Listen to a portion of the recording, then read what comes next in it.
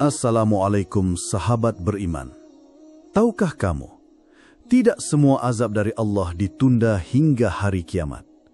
Dalam sejarah, ada manusia dan kaum yang mendapat balasan langsung di dunia. Dan kisah-kisah ini bukan sekadar dongeng, tapi nyata, tertulis dalam Al-Quran dan sejarah dunia. Dalam Islam, Allah Subhanahu wa Ta'ala dikenal sebagai Maha Penyayang.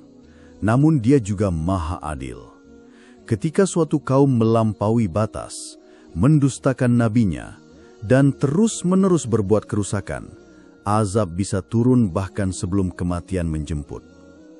Al-Quran mencatat banyak peristiwa ini, bukan hanya sebagai peringatan, tapi juga pelajaran bagi umat setelahnya. Azab ini datang dalam berbagai bentuk, badai, gempa, suara menggelegar, hingga tanah yang menelan tubuh mereka hidup-hidup. Contohnya kaum Ad, yang hidup di wilayah yang kini dikenal sebagai Yaman dan Oman.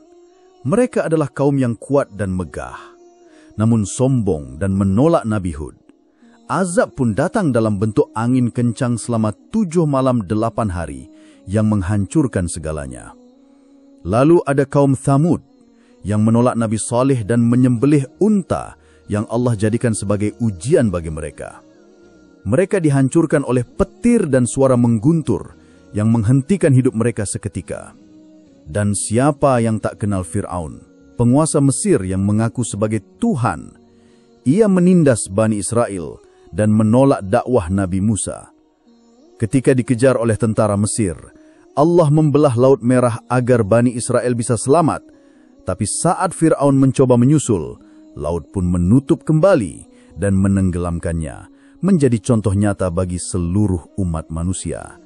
Tubuhnya masih utuh dan kini disimpan di museum di Mesir sebagai bukti nyata azab Allah.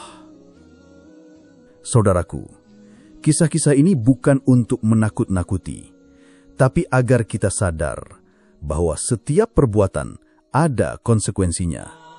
Allah tidak pernah zalim pada hambanya, tapi saat manusia melupakan batas dan menantangnya, maka tunggulah azab yang nyata. Mari kita ambil pelajaran, agar hidup kita dipenuhi takwa, bukan murka. Karena ketika azab Allah turun, tidak ada kekuasaan, harta, atau pangkat yang bisa menyelamatkan. Wallahu a'lam.